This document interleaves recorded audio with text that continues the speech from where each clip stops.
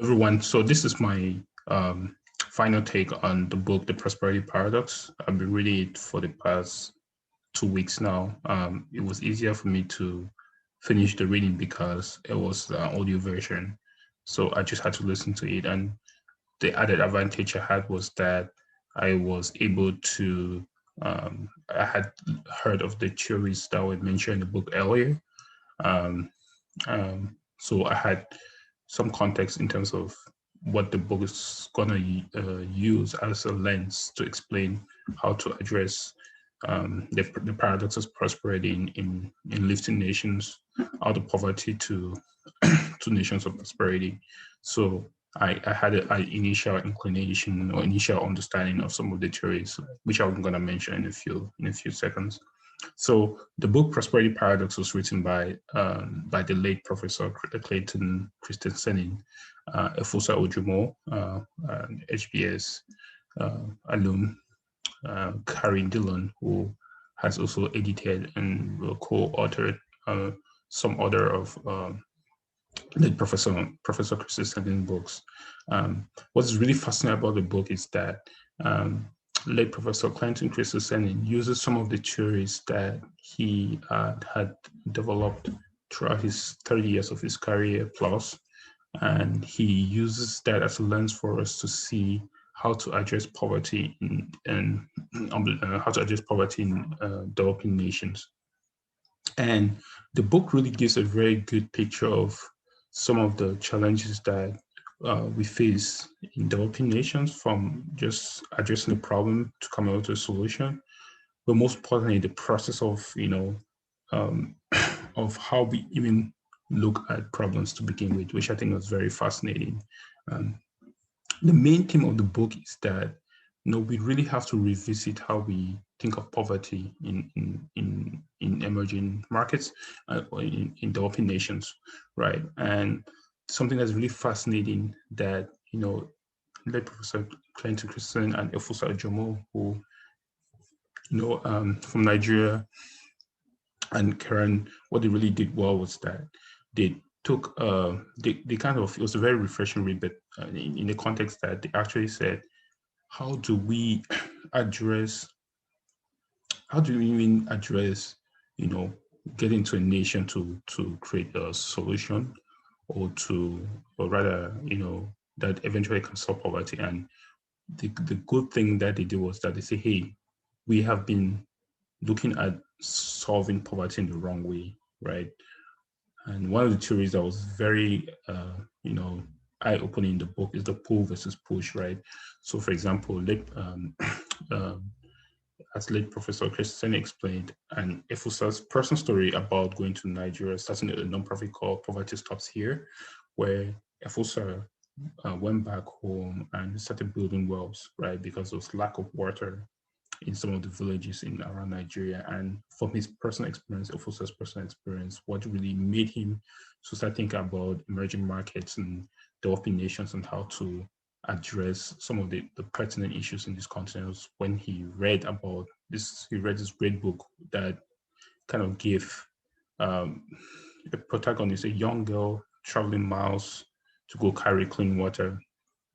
And as a result of that, she can attend school, she can focus on things that can help improve the well-being of herself as well as her family. And that experience shaped Efosa's mind, and he led him to start this non-profit called Poverty Stops Here. And one of the things that Poverty Stop Here did was that he went into some of these villages and built these wells. And for a few months or so, he was called back. They had a call from Nigeria saying that these wells are not functioning, they're broken down, and they're not doing well. And that was an indication that the process that we use, the approach that we use to address poverty in some of these developing nations is we push solutions to the people, right? We look at a problem and we say, this is a problem, and therefore we're going to address this problem by just offering the solution.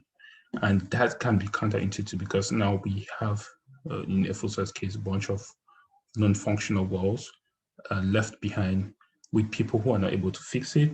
and it actually creates more of this montage or monuments that can actually be, counter productive in the community, right? And one of the interesting theories that was brought in the book is the pull versus push. So Efosa literally pushed a solution, but what they were suggesting is that you have to create an environment using this theory called market creating innovations, where you take very sophisticated and expensive products and make them simple and affordable and simple, against a non-consumption market, which means non-consumption means a market that it has you don't know yet. It hasn't been. These are people that are poor. These are people that they they don't have. They literally you don't have data on them. They seem as people that can afford for certain things. So you're competing against a market that doesn't really exist yet, which is like in quote unquote a non-consumption market, no data on it yet.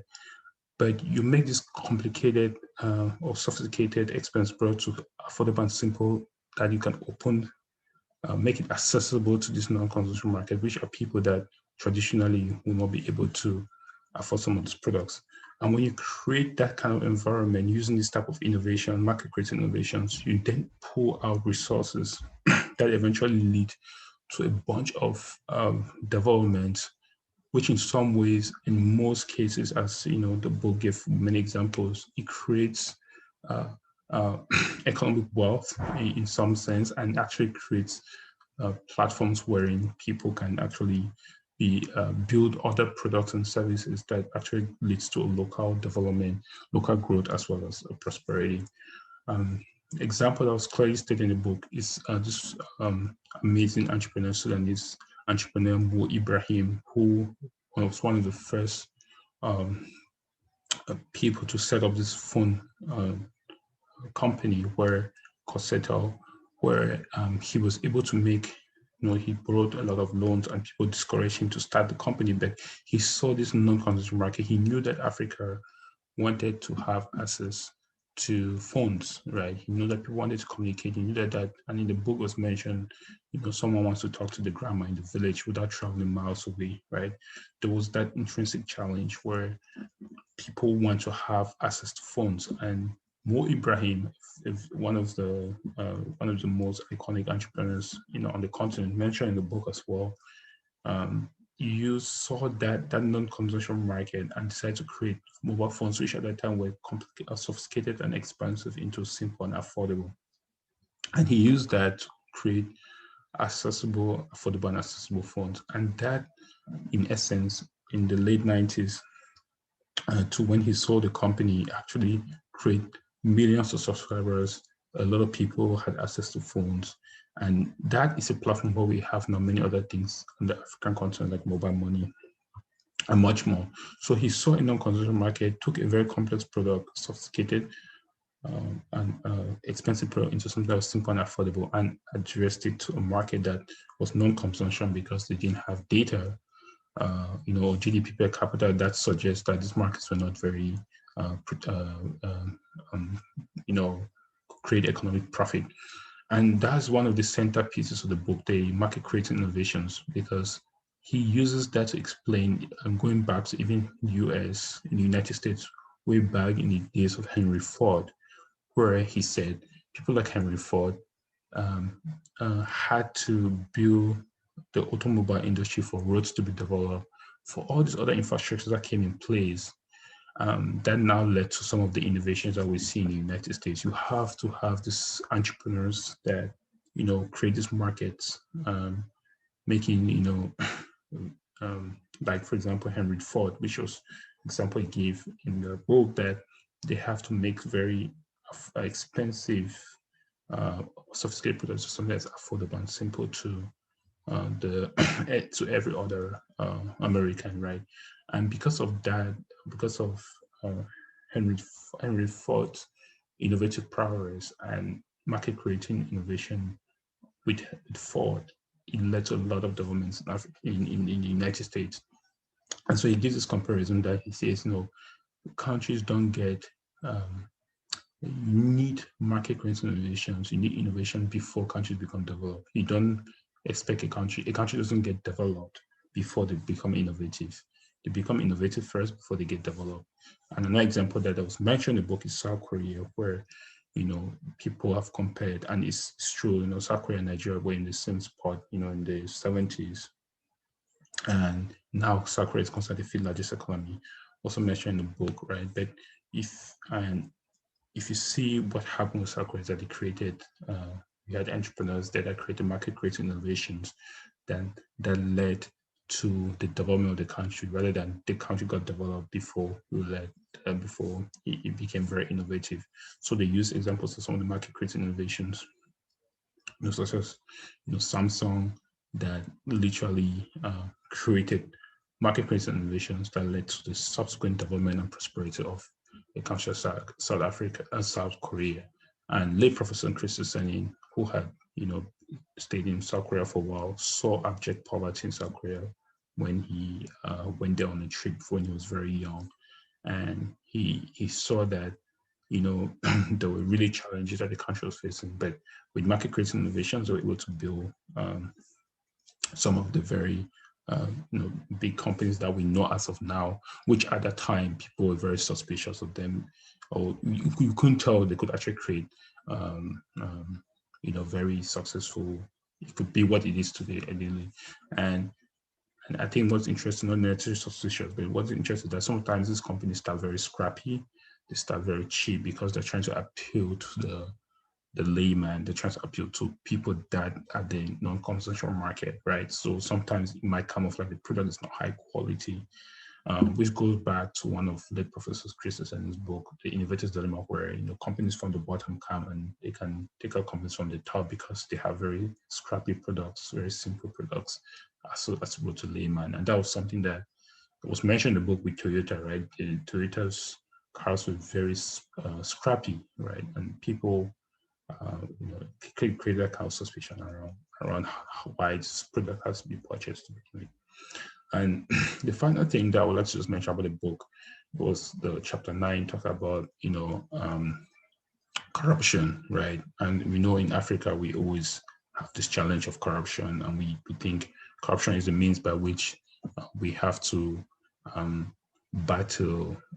We need development for corruption to be subsided, right? But I think what he mentioned in the book is that if you create markets, we'll be able to mitigate corruption. And it was clearly something clearly references. Once we start designing this market creating innovation companies, we'll be able to position ourselves to be better fit to start addressing corruption, in essence, because corruption comes in the form of just lack of resources, right?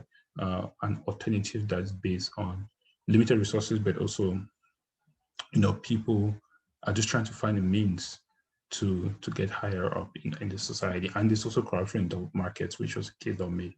But if you have industries like the Nollywood that developed and actually built an industry that's very prosperous, second to Bollywood, then piracy and all those things that are part of corruption are better addressed because they've built the infrastructure and the follow through for the government that comes later to be able to address some of these issues. So we should not think of corruption as the problem. It can actually be the solution, because it can actually create for us to see certain opportunities where market creating innovation can transform the way we think of these challenges. And eventually, once we create this market creating innovative companies, be best positioned to solve this problem later on. They might not necessarily go away, like corruption, for instance, but it creates an environment where we're able to tackle some of these challenges moving forward. Something that was really interesting in the book, and something that I'd just like to share, was like they said, your institutions reflect the culture. The culture doesn't reflect the institutions, right?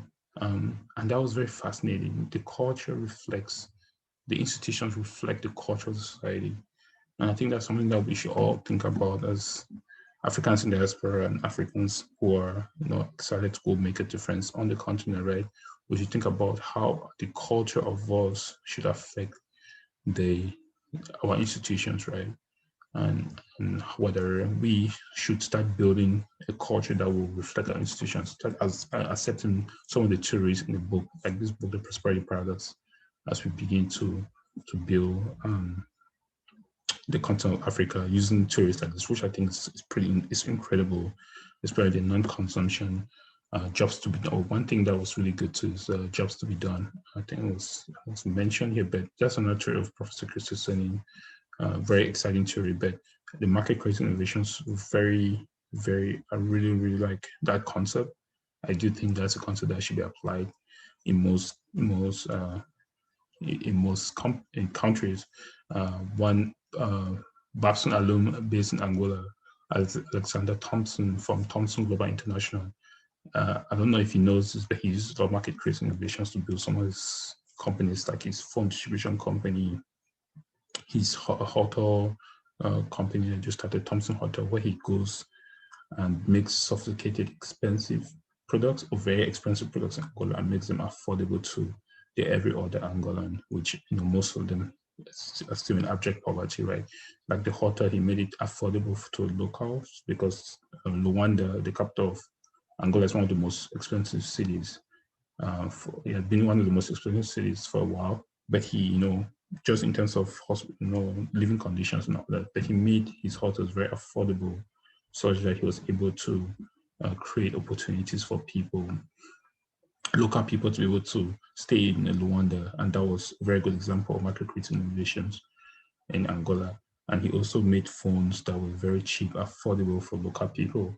And so far, he has expanded and he's getting to other forms of the phone industry space. So it's really exciting stuff. And I think that was a market creating innovation approach. So just to wrap up, I think this is a great book. And it was written, I think came out 2019. And Efosa Ojomo, who I'm privileged to have known for a while, really worked out on this. And we let Professor Christensen came up with this amazing piece, amazing book. And I will highly recommend this book to anyone who's interested in emerging markets, or even people here in the US who want to work in underserved communities. I think it's a very interesting way to address the problem of poverty and use market creating innovation to spread prosperity, for us to actually think of how do we set up innovative companies with market creating innovation theory, so that we create this market, which will subsequently lead to development, which will subsequently lead to addressing some of the things like corruption that takes very strong institutions that reflect our culture for us to move forward. I think the interesting thing is, and they use the example of a horse and a cart, right? You can't get a horse, which I think is market creating innovation, has to be forward, and the cart has to be the corruption or things that we find are issues in society, right? But if you start addressing corruption and poverty, you are putting the cart before the horse, and at that point in time, the cart on the horse will not move, right? But you need to create things like market creating innovations that is ahead of the cart for the society to move forward. So this is a great book. I will highly recommend it. And thanks for listening. You can subscribe to this channel, or comment or share with me if you read the book. I'd love to hear what your takes were on the book. If you have other books to recommend, please feel free to put it on the comment. And I'm excited for the opportunity to just have a conversation with you guys out there. And thank you so much for stopping by and listening to me talk about this book. And I hope you get it. It's on Amazon. I think it's still Amazon for sure.